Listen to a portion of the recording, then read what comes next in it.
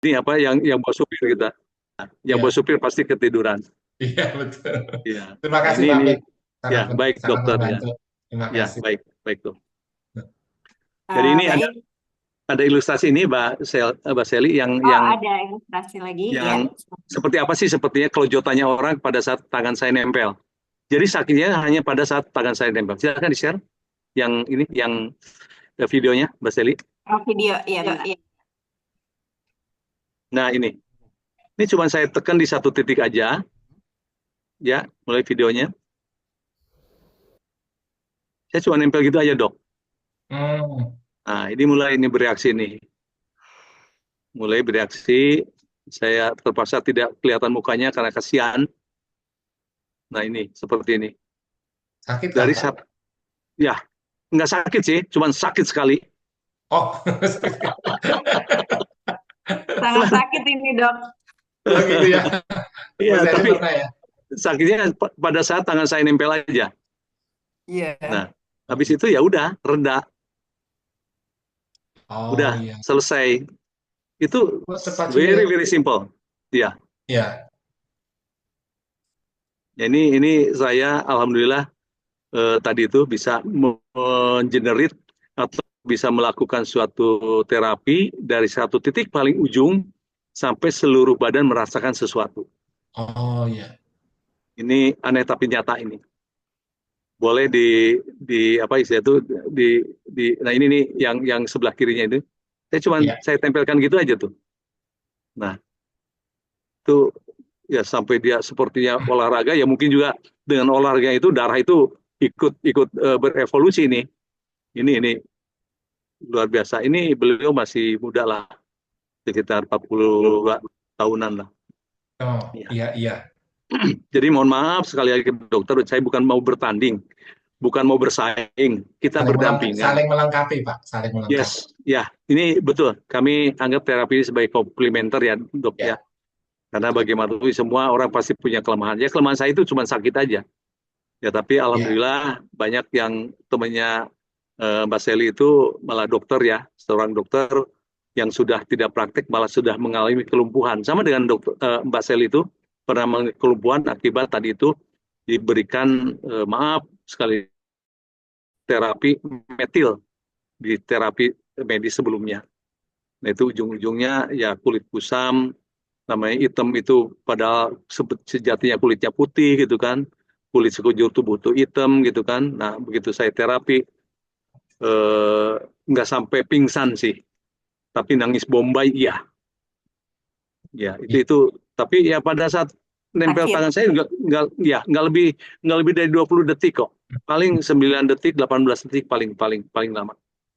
Nah itu yang dirasakan seperti itu, tapi setelah tangan saya lepas ya itu sakitnya hilang, sakit hilang tapi yang ada tuh berkeringat, badan merasa panas, kemudian ini juga ya alhamdulillah ini Bapak Ali Basa, selamat datang, terima kasih atas perhatiannya. Ini beliau juga alhamdulillah sekeluarga bukan hanya autoimun tapi berbagai macam penyakit yang dideritanya tuh ada jantung, ada saraf kejepit, ada beberapa kasus yang sebetulnya beliau sudah berobat ke medis, tapi akhirnya datang ke kami itu ya ini Bapak Alisa Basa itu salah satu pejabat di BUMN. Alhamdulillah hadir juga ada Mbak Eva, ada beberapa yang lain juga. Nah ini bukan kami ini kaleng-kaleng, ibaratnya kalau kami bukan mau sombong dok. Jadi pasien kami itu dari mulai sinden sampai presiden mantan, dari mulai kopral sampai jenderal, dari mulai batur sampai direktur, ya alhamdulillah itu kami lakukan. Kami tidak memilah-milah itu siapa. Dan ya yang ada memang sakit tapi hanya sementara pada saat tangan saya nempel. Gitu.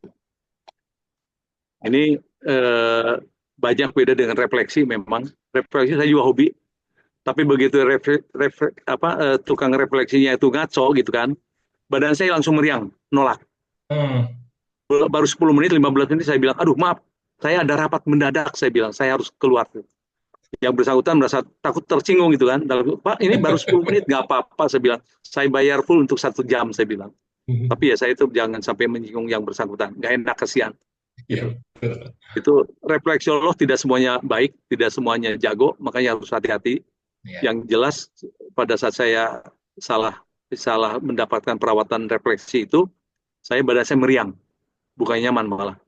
Itu seringkali ya harus hati-hati juga. Termasuk saya bukan anti obat, dok, sekali lagi. Obat is obat. Iya. Herbal ada herbal. Tapi bagaimana obat itu bisa efektif kalau darah kita tidak lancar. Iya. Karena yang menyerap obat itu atau herbal itu ya darahnya sendiri. Kalau darahnya mandek-mandek kayak kura-kura, kutuk-kutuk, ya udah, wassalam. Obat itu hanya tersap 10-20%. Sisanya itu yang jadi racun. Jadi saya nggak munafik. Obat is obat. Obat bukan racun, tapi obat bisa jadi racun. Gitu. Ya, ini pengalaman kami beberapa kasus yang luar biasa, yang kelumpuhan itu, anak umur 11 dan 16 tahun tadi itu jujur, itu signifikan banget. Akhirnya saya bilang kalau mau sehat tanpa sakit, yaitu disiplin. Ya tadi itu kurangi karbo, karena yang bersangkutan namanya anak orang kaya ya, makan itu karbo itu kan di kampus ataupun di kelasnya maupun di mall namanya orang kaya, tapi itu harus disiplin. Boleh makan sih sebetulnya, asal tadi darahnya sehat dulu. Makanya sehat itu yaitu nikmatnya luar biasa. Tadi itu apa namanya, sehat itu nikmat, apalagi banyak uang ya, dok ya. Nggak banyak uang juga kalau sehat mah nikmat aja. Iya. Benar. Iya. Sakit itu nggak Sehat nikmat. yang utama. Iya, sehat yang utama. Tadi itu rajin pangkal pendek, bukan hemat pangkal kaya. Kalau hemat pangkal kaya kan konotasinya kan kita tuh pelit, Iya. umet gitu kan. Nah itu nggak pandai sodakoh, nggak pandai ibadah, Iya. nggak pandai sedekah. Itu penyakit buat kita. Tapi rajin pangkal pandai, sehat pangkal kaya. Yang bersangkutannya sehat, bisa beraktivitas, bisa cari uang, tetangga, bukan tetangga, keluarga juga tidak dibebani, itu nikmatnya seperti itu. Baik, ini Makanya sudah mulai ada pertanyaan buat narasumber di kolom chat ya. Ya. Dari Bapak Gunawan Cahyadi kepada para narasumber. Pertanyaannya, apakah gejala ALS termasuk penyakit autoimun? Bagaimana membedakan SLE atau lupus terhadap ALS? Bagaimana mendeteksi gejala kekentalan darah melalui cek darah di lab? Terima kasih. Saya persilakan kepada Dr. Edi Kristianto untuk menjawab terlebih dahulu, kemudian baru kita dengarkan jawaban juga dari Pak Pit. Silakan, Oke. Dok. Ya, baik. Jadi ALS sama lupus itu berbeda ya. Nah, ALS ini amyotrophic lateral sclerosis. Ini dia menyerangnya itu ke saraf-saraf, saraf motorik ya, saraf yang bukan saraf perasa ya, saraf motorik yang menggerakkan kaki tangan kita gitu ya. Nah, jadi penyebabnya sih apa ya? Penyebabnya itu bisa karena autoimun ya, yang menyerang ke saraf itu bisa. Jadi lupus juga autoimun. Jadi ada kesamaannya disebabkan sama-sama autoimun. Tapi ALS ini bisa juga disebabkan oleh kondisi lain. Misalnya yang sehari-hari ini glutamat ya. Teman-teman tahu glutamat ya? Uh, vetsin gitu ya. Nah, jadi kalau beberapa orang yang kebanyakan makan glutamat itu bisa menyebabkan ALS ya, menyerang ke saraf gitu ya. Kemudian yang kedua mitokondria ya. Mitokondria itu di dalam sel ya. Dia itu menghasilkan energi atau tenaga ya. Itu kalau diserang tentunya ya akhirnya bisa jadi ALS. Kemudian yang sering juga itu inflamasi atau peradangan ya. Misalnya karena penyakit infeksi ya, virus, bakteri itu bisa jadi ALS juga ya. Nah, jadi salah satunya disebabkan karena penyakit autoimun ya. Nah, sekarang gejalanya apa? Gejalanya itu kalau tadi lupus saya udah ceritain ya gejalanya ya. Nah, kalau pada ALS itu gejalanya itu lemah ya, lemas di awal itu unik, khasnya itu kebanyakan lemahnya itu dari tungkai, dari kaki. Kakinya itu lemas, teman-teman. Kadangkala suka kesandung atau suka jatuh gitu ya.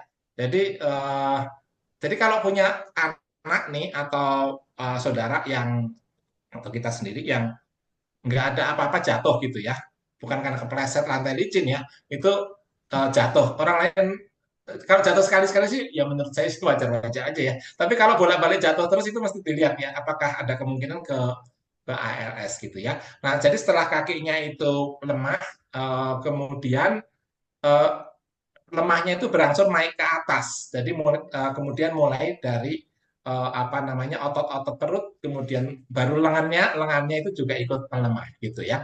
Nah, kalau pada lupus itu gejalanya itu lebih dominan ke sakit ya, bukan lemahnya, sakit di badan, sakit di apa otot atau sendi, tapi bukan dari bawah, dia terjadinya bisa seluruh sendi gitu ya, seperti itu. Nah, kemudian bagaimana membedakannya? Kalau pada lupus itu lebih mudah dideteksi karena dari lab itu akan terlihat gitu. Tadi Pak Pit juga mempunyai metode itu bagus sekali ya. Seperti itu. Nah, kalau ALS itu mendiagnosanya itu dengan EMG, apa? Elektromiografi yang kayak kayak rekam jantung tapi ini untuk otot nih, teman-teman ya. Itu nanti bisa didiagnosa di situ gitu ya. Nah, jadi bagaimana penanganan pada ya saya nggak cerita ulang lagi. Nah kalau yang ALS ini ya tentunya dicari penyebabnya. Kalau penyebabnya autoimun ya ditangani autoimunnya tentunya. Selain fisioterapi dan sebagainya ya untuk otot-otot yang melemah itu. Kemudian kalau penyebabnya kelebihan glumat ya itu mesti dihentikan konsumsi apa namanya tuh vaksinnya kayak gitu ya seterusnya.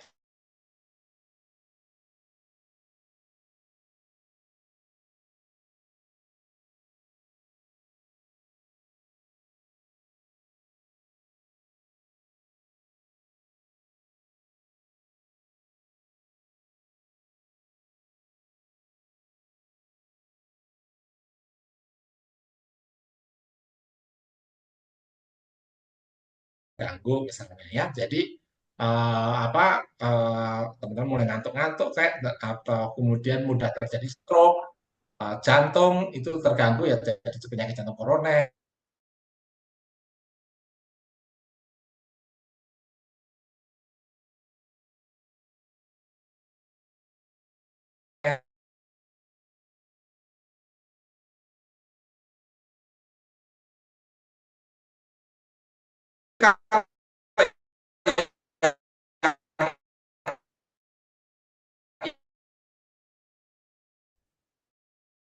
Yang waktu itu eh, beberapa sekarang ini banyak orang kena infeksi virus itu gejalanya mirip COVID jadinya. Jadi di demernya itu naik, akhirnya darah yang apa yang menuju ke paru-paru itu kan nggak lancar.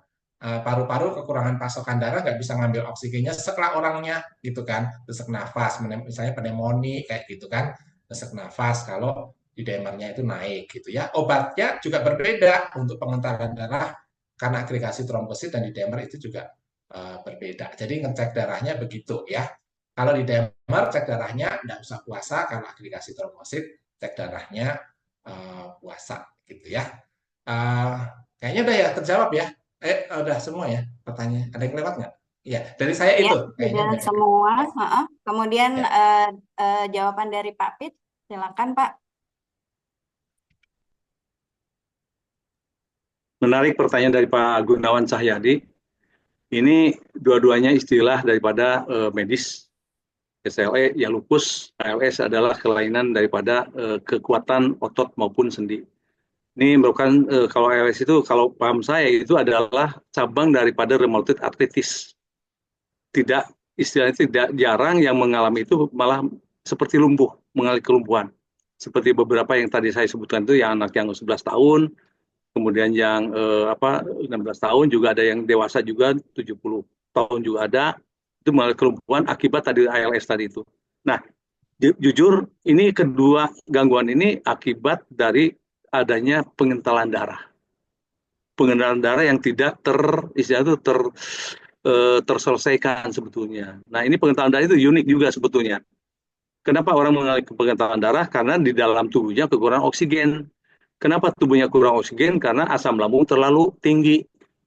Makanya kalau ini saran saya kepada pasien-pasien saya, kalau periksa darah, tolong selain HB-nya, kemudian istilahnya eritrosit, leukosit dan sebagainya, jangan lupa adanya LED, laju endap darahnya. Nah, pada saat laju endap darah tinggi, lebih dari 3 misalnya, itu udah merupakan suatu adanya gejala proses pengentalan yang dalam waktu singkat bisa menimpa yang bersangkutan. Laju endap darah itu kadang-kadang ada yang sampai 80, ada sampai 50, itu luar biasa. Nah, biasanya orang itu ya mengalami itu yang harus dijaga adalah emosionalnya. Karena emosi itu luar biasa akan memicu asam lambung berlebihan sehingga dalam waktu singkat oksigennya turun, darah yang ibaratnya kita tuh punya dokter misalnya punya mobil pakai Pertamax turbo tapi istilah itu saringan udaranya itu kotor, itu akan ngeden. Nah, makanya di situ pentingnya pemeriksaan LED laju endap darahnya. Nah, kalau saya sih mudah aja yang itu tuh dengan catatan diredakan emosinya dari bagian telunjuk kaki itu saya putuskan apa istilah itu gejala yang mengakibatkan emosi tinggi termasuk yang menghambat adanya aliran darah ke saraf batang otak. Betul tadi berkaitan dengan saraf, betul itu akibatnya motoriknya terganggu, tapi lebih terganggu adanya pembuluh darah yang terganggu. Pembuluh darah terganggu karena apa? Adanya aliran darah yang kental yang mengganggunya. Nah, ibaratnya kalau saya bilang karena saya orang listrik, ibaratnya ini pembuluh darah, ya pembuluh darah ini sebelahnya selalu ada pembuluh sarafnya. Jadi manakala pembuluh darah ini ada menggumpal di sini, alirannya akan terhambat. Sehingga yang merasakan itu adalah si sarafnya. Ada rasa ngilu, nyeri, dingin, dan sebagainya. Nah, kalau yang kami amati, yang penderita lupus itu bukan hanya lemah, tapi dingin sekali badannya itu. Kadang-kadang di tengah panas terik matahari, di tengah lapangan bola, itu dia bisa pakai jaket berlapis-lapis. Dan ini kami pernah nangani salah satu orang yang lulusan ITB juga, S2 juga di ITB, itu pernah ditangani di salah satu profesor di Cikini, itu malah anak satu pun susah dapatnya. Kemudian divonis tidak boleh punya anak lagi karena ini riskan. Karena setelah 2 kali keguguran itu divonis tidak boleh punya anak lagi. Setelah saya tangani di awal 2007, alhamdulillah sekarang punya anak lagi 2, laki-laki, sehat-sehat. Tapi ya tadi itu kecil-kecil udah pakai kacamata. Saya bilang ini akibat adanya genetik daripada ibunya. Ya wassalam kalau misalnya tidak ditangani, tidak diterapi ya akan lebih menderita lagi karena itu berakibat pada pengentalan darahnya tadi itu. Yang ALS banyak banget akibatnya yang tadi kelumpuhan, lemes dan sebagainya itu. Dan di saya sih gampang aja kalau mau periksakan darah apakah darah kita kental itu ditusuk aja lah atau misal ke laboratorium atau misal di mall tuh ada suka jual-jual itu pengecekan gula darah, asam urat dan sebagainya itu cek aja di situ. Kalau darahnya itu kental dan itu akan pelan sekali susah keluarnya itu udah pasti darah kita kental. Itu tandanya. Tendensi seperti itu. Ya paling bagus lagi ke laboratorium, tapi ya ingat-ingat jangan hanya kimia darah dan fisika darahnya yang diperiksa, tapi juga laju endap darahnya itu penting sekali. Barangkali cukup Pak Gunawan.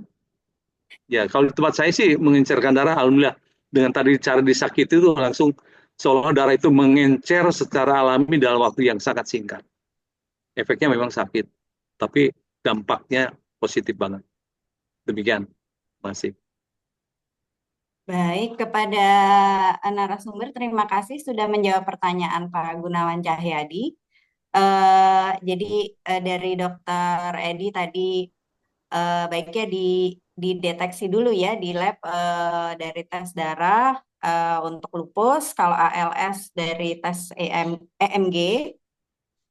Kemudian dan gejala-gejalanya ini ada perbedaan sedikit. Kalau di ALS ini dia lemah di otot, kalau lupus ini lebih ke sakitnya yang lebih terasa ya. Ya. Nah, Kemudian untuk tes kekentalan darah, kalau di lab namanya agregasi trombosit, cek agregasi trombosit. Dan kalau dari Pak Pit bisa dilihat dari karakter si darah ini. Kalau dia menghitam, mengental, itu kemungkinan ada kekentalan darah. Satu lagi tanda-tanda Eh, di otot, Mbak Seli itu, dok, maaf, Ya, ya. tanda-tanda di otot itu biasanya udah pasti kakinya di ujung kaki itu dingin, tangan dingin. Kemudian otot itu kalau kita pegang itu kebas, udah kayak daging di dalam kulkas gitu. Harusnya kan lentur nih, ini kan lentur. Tapi kalau mm, biasanya yang mengalami trombosis atau apa trombus itu biasanya dia tuh menggumpal di situ, tidak mengalir darah di dalam ototnya, itu akan mengeras dan rasanya dingin. Nah di situ biasanya yang kami garuk itu, ya, kami bukan lukai ya, kami gosok di situ untuk menghancurkan trombosis yang ada di situ. mm, Kami baik. melakukannya tadi dengan cara menyakiti, tapi nggak sakit banget sih, insya Allah. Iya, sangat sakit sekali, bukan sakit banget ya, Pak. Oke. Tapi kan hanya beberapa Eh, detik aja kan, Mbak Seli. Iya, baik. Jadi apa kepada Pak Gunawan Cahyadi dan keluarga yang mungkin sedang mengalami gejala ini, jangan khawatir karena banyak sekali tadi apa cara-cara untuk kita mengatasi segala gejala dan si penderita akan menjadi lebih stabil. Oke, selanjutnya ada pertanyaan lagi dari Ibu Raihanatu bin Kolbi Ruzain. Oke. Izin bertanya dokter, saya Raihanatu, apakah orang dengan kecenderungan autoimun akan punya resiko ke kesehatan mental? Misalnya resiko terjadi kecemasan berlebih, anxiety atau depresi dan lainnya. Silakan kepada Dokter Edi untuk menjawab terlebih dahulu, kemudian dilanjutkan jawaban dari Pak Pit. Silakan Dokter Edi. Oh ya, oke, terima kasih. Ya, betul. Itu beresiko ke kecemasan mental atau anxiety ya. Nah, kecemasannya itu bisa datang dari dua sisi. Yang pertama dari sisi karena sakitnya sehingga dia harus membatasi pekerjaan atau dikeluarkan gitu ya, atau dia mengundurkan diri dan sebagainya sehingga dia khawatir akan masa depannya dia. Di samping itu biaya apa namanya pengobatan makin tinggi. Itu dari sisi itu bisa. Yang kedua, dari autoimun pun dia bisa menyerang ke otak gitu kan. Dan itu bisa mengakibatkan anxiety ya. Selain anxiety juga jadi brain fog namanya. Brain fog tuh kabut gitu ya. Jadi nggak bisa konsentrasi, tidak bisa mengambil keputusan. Itu pun akhirnya membuat dia menjadi makin anxiety karena kok saya nggak bisa mikir lagi dan sebagainya. Jadi memang berkaitan dengan autoimun. Nah, karena itu kalau kami lakukan di klinik kami itu dari apa namanya pasiennya itu selain ditangani dokter spesialis autoimun, saya tangani dengan herbalnya, kemudian ditangani juga oleh psikolog yang akan mendampingi pasien itu.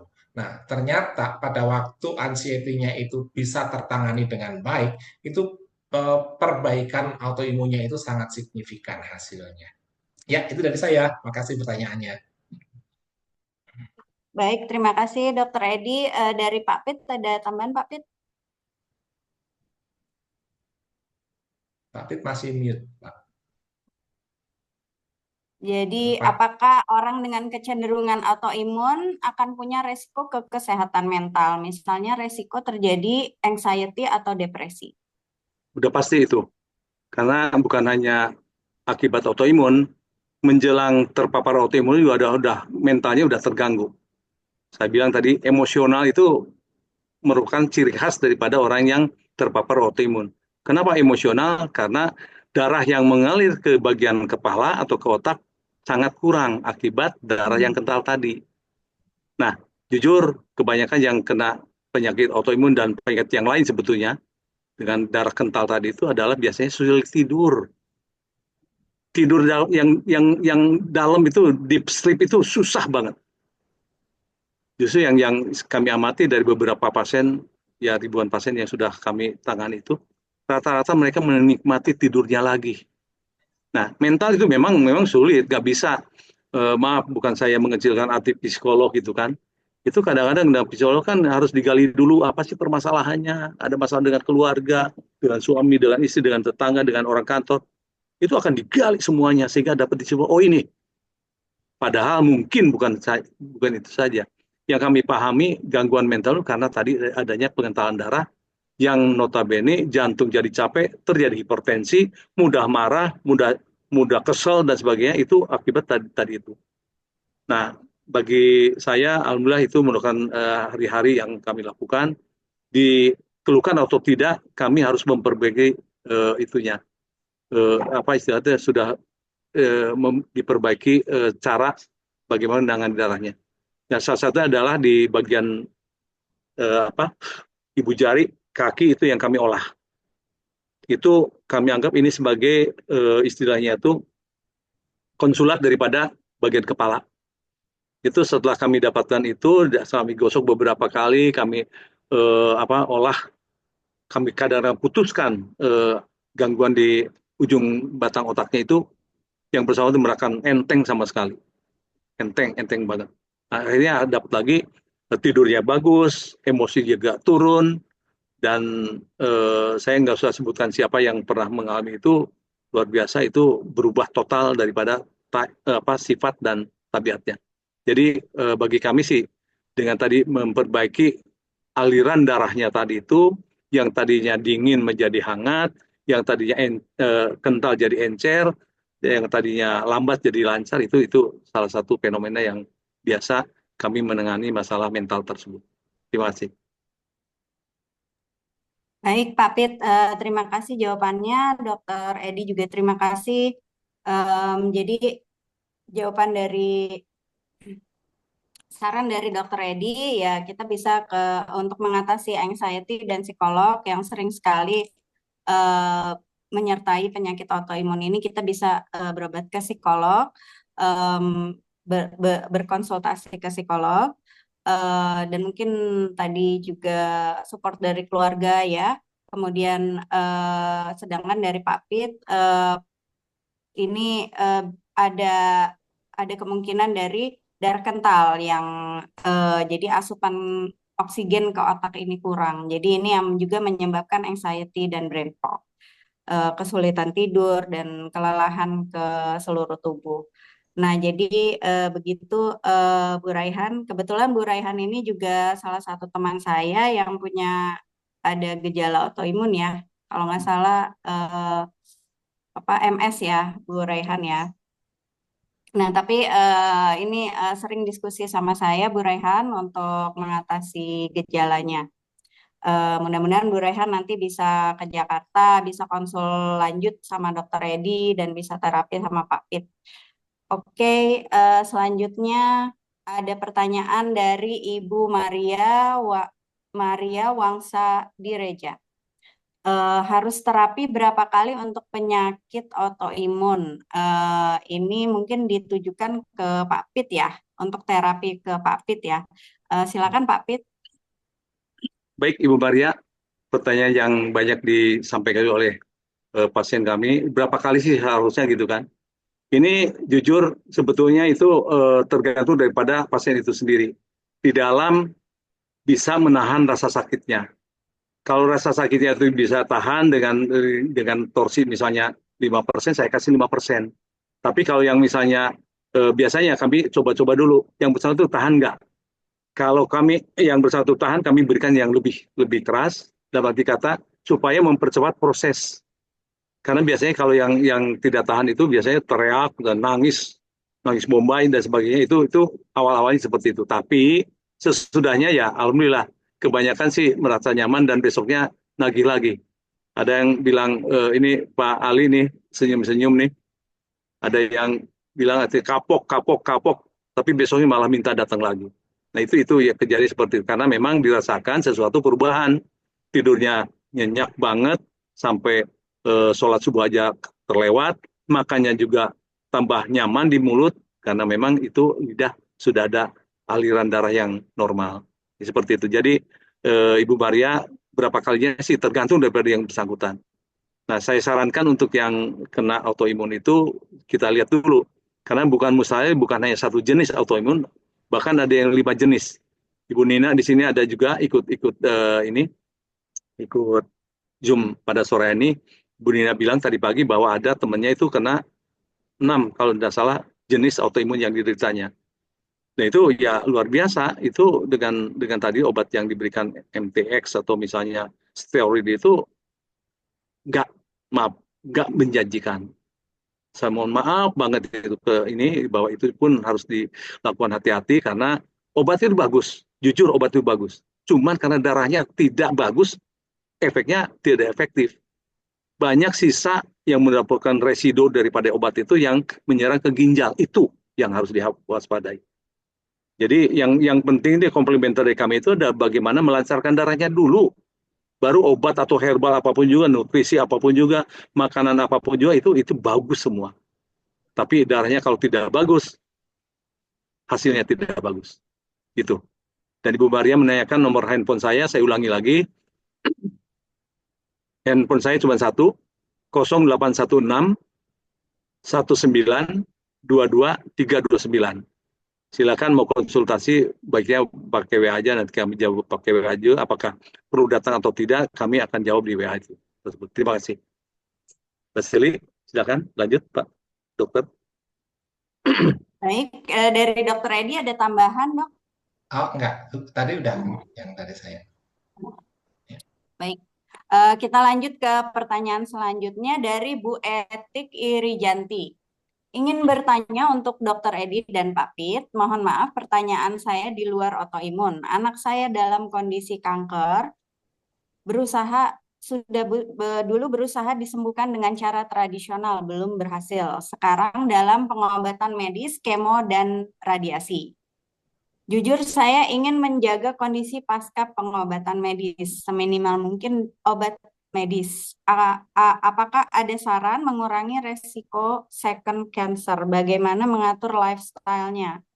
Silakan untuk Dokter Edi untuk menjawab pertanyaan dari Bu Etik. Oh Silakan. ya, oke, baik. Ya. Nah, saya pertama-tama saya ikut itu ya, prihatin ya, dan saya doakan anak-anak Bu Eti cepat segera pulih kembali ya. Nah, kanker kanker memang betul tidak hanya pada orang dewasa ya, kanker pada anak-anak itu juga banyak gitu ya. Nah, sekarang terapinya itu ada beberapa, bisa yang herbal, bisa yang terapi medis. Nah, apapun terapinya tetap harus dimonitor, baik yang herbal maupun yang medis gitu ya. Kalau tumor misalnya ukuran tumor, ada juga pemeriksaan darah tumor markernya kayak gitu ya. Nah, kalau saat ini kan dalam terapi medis nih, apakah pada terapi medis ini bisa dikombinasikan dengan terapi herbal? Jawabannya sama. Nah, jadi kalau untuk ada beberapa herbal yang memang secara medis ya referensinya itu cukup banyak ya, sehingga dengan memberikan terapi herbal bersamaan ini, yang pertama itu dosis kemoterapi itu atau radiasi itu bisa diturunkan, kemudian gejala-gejalanya bisa diperbaiki, dan juga dari tumor marker ataupun ukuran tumornya itu bisa mengecil. Nah, ada beberapa memang yang bisa dikombinasikan gitu ya. Nah, sekarang saya mungkin bicara yang dikombinasikan kan sekarang sedang dalam terapi kemo dan nanti akan disusul dengan radiasi ya. Nah, yang pertama itu adalah black garlic ya, black atau bawang hitam ya. Nah, itu salah satu yang direkomendasikan untuk terapi kombinasi ya. Terus yang kedua itu adalah brown brown seaweed ya, ganggang ganggang laut, tapi bukan yang hijau ya, yang brown seaweed ya. Biasanya ini banyak dibudidayakan di Taiwan ya dengan nama fukoidan ya. Itu bisa dipakai untuk terapi kombinasi ya. Nah, di samping itu ada juga beberapa terapi yang cukup cukup banyak dipakai di Indonesia seperti misalnya bajagah merah gitu ya. Kemudian kunyit ya, kemudian keladi tikus itu banyak juga dipakai ya. Tapi kalau yang paling banyak referensi medisnya itu memang dari itu tuh black garlic dengan bronchiolite itu ya. Nah, ini sekaligus juga mencegah terjadinya second cancer setelah terapi ini selesai ya. Itu nanti kalau membutuhkan informasi lebih lanjut karena ini perlu dilihat juga kankernya jenis apa dan sebagainya, nanti bisa hubungin WA saya ya, nanti saya bantu ya. Oke, itu dari saya. Makasih. Baik, dilanjutkan sama Pak Pit. Ada tambahan Pak Pit? Ya, baik. Sejalan dengan apa yang disampaikan oleh Dr. Edi, bahwa betul cancer itu tidak semata-mata tumbuh kalau tidak ada pasal. Ya.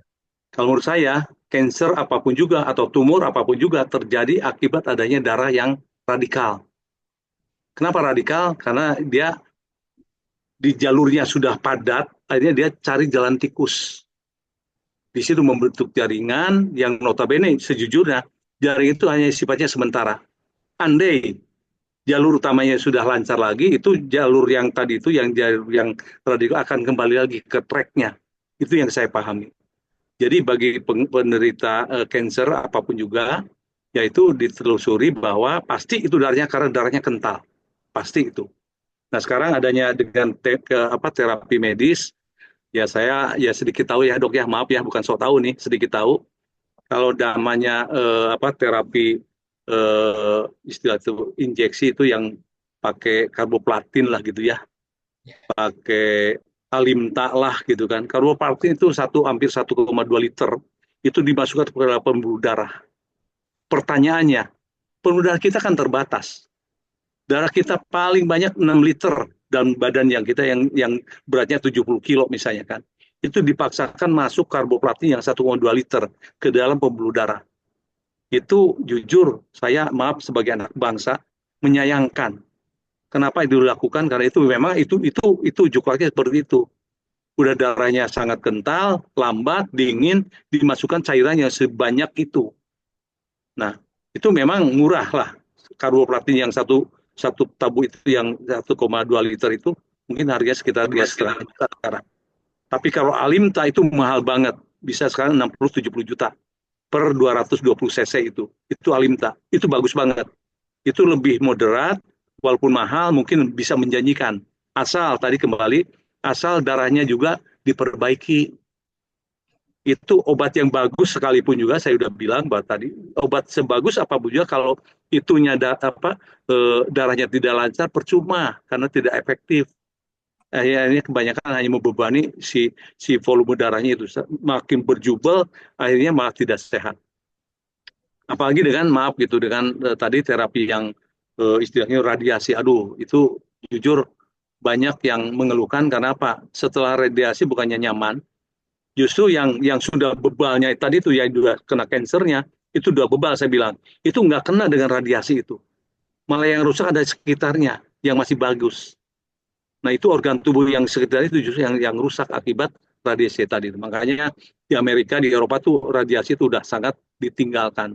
Ya kembali ke injeksi tadi itu dengan karboplatin, Alimta untuk yang kasus kanker paru-paru dan sebagainya. Makanya untuk ibu etik ya betul kata dokter silakan aja kalau mau segera konsultasi dan memang itu jujur kalau misalnya sudah ditangani medis ya saya juga harus hati-hati jangan sampai ini saling menyalahkan kan gitu ya. Tapi tadi itu ada istilah menjaga lebih baik daripada mengobati. Nah sekarang gangguan sekecil apapun ya konsultasikan ke dokter bisa, orang yang tahu bisa gitu kan. Nah itu tidak salah kalau kita sekedar konsultasi lebih baik dari awal.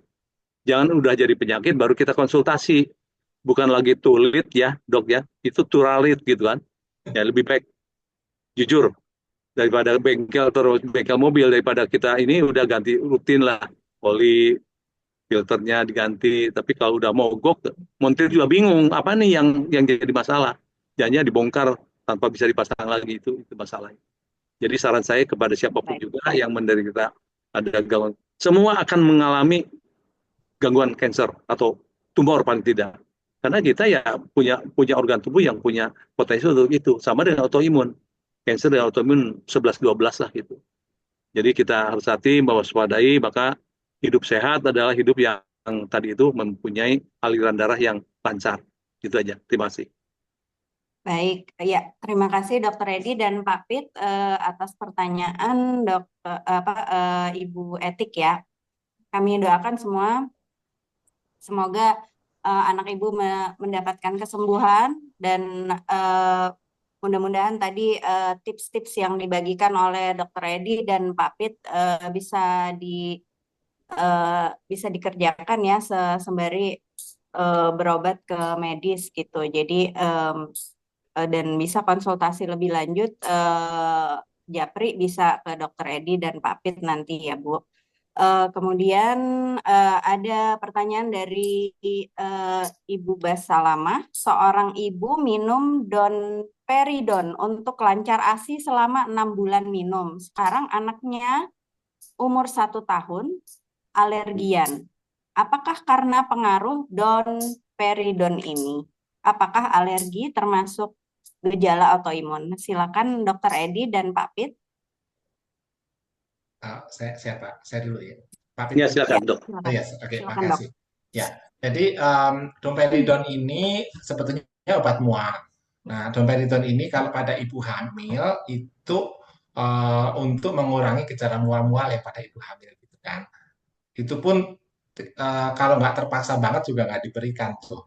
Nah, terus kalau ini kan pada ibu menyusui, itu domperidon ini bukan untuk mual, karena ibu menyusui kan nggak mual.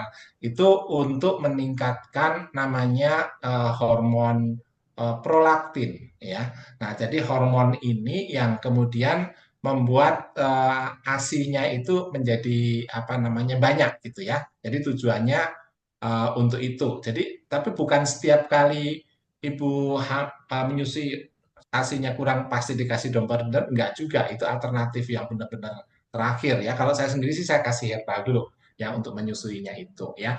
Nah, kemudian sekarang anaknya itu, jadi ini bukan ibunya nih ceritanya, ini anaknya ya, kita balik ke anaknya. Anaknya waktu umur 6 bulan, apa namanya, sorry, anaknya sekarang anaknya umur 1 tahun lebih dan gampang alergian. Apakah pengaruh dari domperidon? Memang kalau di domperidon itu tidak disebutkan memiliki pengaruh alergian pada anaknya gitu ya. Nah, tapi mungkin ada penyebab yang lain juga gitu ya. Nah, salah satunya itu pada anak-anak yang kadar vitamin D-nya terlalu rendah itu akan lebih gampang alergian gitu ya. Nah, jadi misalnya anaknya itu apa namanya umur 1 tahun lebih ini mungkin eh, ibunya sibuk atau apa gitu, jadi jarang main keluar di rumah terus, kurang kurang dijemur. Nah, akhirnya vitamin D-nya rendah itu bisa gampang alergian ya. Nah, salah satunya itu atau memang di rumahnya memang ada alergen gitu kan, bahan-bahan yang apa namanya merangsang alergi, misalnya eh, ngepel pakai obat pel ya, itu kan. Karena anaknya ini kan merangkak-rangkak lari-lari gitu ya. Nah, itu obat pelnya itu sering mengakibatkan alergi pada kulit ya, karena habis ngepel dengan obat itu kebanyakan apa namanya nggak dibilas lagi lah, intinya gitu ya. Seperti itu ya, itu bisa ya. Selain vitamin D tadi ya. Nah, terus adanya di kasurnya itu, di spring bednya itu ada kutu dermatofagoides namanya. Itu ada 4 jenis kutu, nggak pernah dibersihin tuh, nggak pernah divakum itunya, apa namanya, bukan dibersihin pakai sapu ya, divakum itunya spring bednya gitu ya. Itu bisa juga mengakibatkan itu ya. Nah, apakah alergi ini termasuk autoimun? Nah, ada kesamaannya, dua-duanya itu menyangkut ke sistem imunitas. Ya, tapi bedanya apa? Kalau autoimun itu adalah antibodinya nyerang dirinya sendiri, ya dari dalam gitu ya. Kalau alergi ini apa namanya ada pencetusnya dari luar, ada alergen, baik berupa makanan atau berupa bahan kimia pel tadi misalnya yang tersentuh berupa sentuhan ya, itu bisa mengakibatkan alergi. Jadi bedanya di situ. Mungkin itu sih langkah pertama sih saya sarankan ini ya, dilihat dulu bentuk alerginya ya. Nanti kalau mau perlu bantuan nanti bisa difoto, kalau ada gejala di kulitnya kirim ke WA saya, nanti saya kasih advice ya. Terus cek vitamin D itu juga perlu gitu. Ya itu dari saya. Makasih. Ya, Baik, kalau ya. saya Terima mungkin kasih ya Dokter Mbak Sri Edi. langsung aja. Silakan Pak Pit. Ya, Ya, dari silakan. saya ini dua sisi yang berbeda. Satu sisi kasus ibunya, kedua sisi adalah kasus bayinya. kalau ibunya mengkonsumsi obat apapun juga dengan catatan untuk memperbanyak ASI-nya itu, ya tolong dipahami bahwa tidak serta-merta obat itu akan memacu untuk produksi daripada ASI tersebut. Betul tadi Dokter Edi bilang bahwa itu akibat adanya kegagalan prolaktin.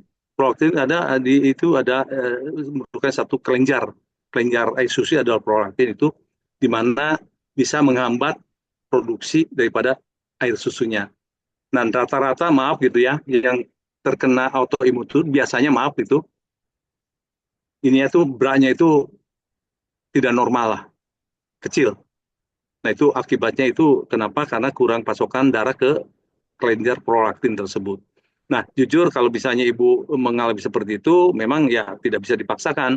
Kalau memang itu tidak, itu jadi alasan menjadikan alergi, padahal sebelumnya bukan itu sebaiknya ibu gantilah, nggak usah pakai ASI kalau memang itu penyebabnya. Tapi gantilah dengan susu formula misalnya. Tapi yang kasus yang kedua karena bayinya udah terkena gejala akan kena autoimun. Jujur, kalau saya lihat dari kondisi seperti alergi, anak kecil alergi kan aneh. Tidak mungkin Tuhan menciptakan sesuatu yang tidak sempurna lah gitu ya. Nah, ini ketidaksempurnaan diciptakan oleh orang tuanya sendiri. Makanya mungkin ini ibu pada saat kehamilan anak itu pernah mengalami gejala misalnya susah tidur, misalnya sering kambuh mahnya, GERD-nya itu kan, itu akan memicu ketidaksehatan daripada darah ibu sendiri. Akibatnya prolaktin juga akan terpengaruh. Nah, di sini saya sarankan memang bukan ibu yang harus berobat, anaknya juga alergi itu merupakan salah satu penyakit dermatitis kalau di dalam autoimun tersebut. Itu bisa mengancam siapa aja, termasuk juga orang tua, termasuk juga anak-anak belasan tahun yang tiap hari minta digarukin punggungnya itu udah jelas itu kena dermatitis, udah pasti itu. Jadi obatnya ya memang tidak bisa hanya dari luar, cuma digaruk nggak bisa, tapi harus dari dalam. Kalau saya pertama ya kami lakukan adalah bagaimana melancarkan darahnya. Darah ada segala-galanya. Begitu darah dilancarkan ke kulit itu akan nyampe juga suplai darahnya. Karena kulit juga di bawah kulit itu ada jaringan darah, kapiler darah ada semua di kulit itu. Nah, itu akan terhampiri oleh darah kalau darahnya tadi punya stamina. Bukan pertamina ya, stamina. Itu istilahnya darahnya itu bisa nyampe ke sana karena darahnya hangat, encer, dan lancar. Nah, kalau nggak gitu, tandanya anak itu tadi itu alergi, gatal-gatal, kemudian kering, itu udah tanda-tanda kalau anak itu, siapapun juga, itu kena pengentalan darah. Itu mungkin dari Bu ini ya, silakan. Jadi itu bisa diperiksa ke dokter, boleh. Ke kalau nanya ke dukun mah janganlah gitu ya. Kita masih punya Tuhan gitu ya. Cari orang yang tahu dan bisa menanganinya. Terima kasih. Baik, itu tadi jawaban dari Dokter Edi dan dari Pak Pit untuk Ibu Basalamah ya. Jadi emang kesehatan ibu yang mengandung dan bayinya sangat berkaitan erat ya. Jadi dari Dokter Edi tadi disarankan untuk anak ini jemur, cek level vitamin D-nya, terus cek juga bahkan sampai obat pel pun bisa berpengaruh terhadap imunitas anak ya. Seperti saya ini juga karena penyintas autoimun juga saya sensitif. Jadi bahkan obat pel komersial itu saya sudah tidak pakai lagi. Jadi hanya karbol sereh, cuka, jadi gitu ya. Emang kalau punya bayi emang bahkan sampai hal-hal rumah tangga, memasak dengan alat apa, ini juga menjadi perhatian ya Bu ya. Ya beginilah jihad kita sebagai seorang ibu ya, perjuangan sebagai seorang ibu. Sedangkan untuk Pak Pit tadi dapat masukan tentang kelenjar prolaktin, ini disarankan untuk dilancarkan ya, baik darahnya. eh, jadi bisa juga dari nutrisi, asupan nutrisi mungkin ya dietnya. Nah, selanjutnya ini ada pertanyaan Mungkin lagi Mbak Seli, dari maaf, saya ya, potong. Tambah buat Ibu Basalamah, pertanyaannya, emang anak sekecil itu bisa diterapi? Jujur, pasien saya yang paling kecil itu dok, maaf ya, ini baru usia 5 minggu. dan 7 minggu. Itu mereka bersepupuan. Dua orang tua itu adalah adik kakak. Adik kakak, orang tuanya dua-dua wanita, kebetulan punya anak, satu laki, satu perempuan. Itu diterapi sama saya dengan sekecil itu, bayangin. Itu seusia 5 minggu dan 7 minggu saya terapi. Ya tentunya dengan cara yang saya, nggak seperti pada orang tua ya. Dan itu kenapa pada saat yang sama, kedua anak itu tidak pernah nangis sejak dilahirkan. Tapi yang ada biru. Nah kata dokter di sana katanya tunggu sampai 1 tahun. Itu baru bisa dioperasi gitu kan, operasi jantung, klepnya bocor katanya kan. Itu saya mencoba dengan ya Allah, saya bilang hanya berdoa, ya Allah ini anak itu titipanmu, saya minta istilahnya itu bantuan engkau, saya bilang. Saya cuma terapi kok di telapak kakinya yang sebesar beginilah gitu kan, saya cuma usap-usap aja, usap-usap ya Allah, saya bilang gitu. Ini adalah ciptaanmu ya Allah, saya bilang. Itu anak itu baru nangis di tempat saya. Anak itu sekarang udah 7 tahun, 8 tahun lah mungkin, atau 9 tahun, sesuai dengan cucu saya yang pertama. Itu nangis pada saat itu. Dan apa yang dikatakan oleh dokter di sana itu katanya tunggu sampai 1 tahun dioperasi klep jantungnya. Aduh, maaf gitu ya, bukan saya sok tahu, tapi masih ada cara lain dengan cara tadi itu. Bukan saya tidak nggak pakai buah-buah apa enggak. Saya bukan pakai klinik tapi di medis banget. Ya, dengan cara tadi itu dirangsang dia punya jaringan darahnya sehingga pada saat yang bersamaannya memang dia tuh nangis berbarengan malah. Itu kejadian banget, dan itu ya tentunya jangan takut kalau untuk 1 tahun di mumpung masih dini gitu ya, jangan sampai itu anak itu alerginya berkepanjangan. Nah kalaupun alergi bisa aja ibu misalnya maaf gitu makannya kurang dijaga lah gitu kan, makan ikan asin lah, makan yang sesuatu yang kadang-kadang menimbulkan alergi buat dirinya, di asinya diminum sama putranya, itu putranya akan terdampak.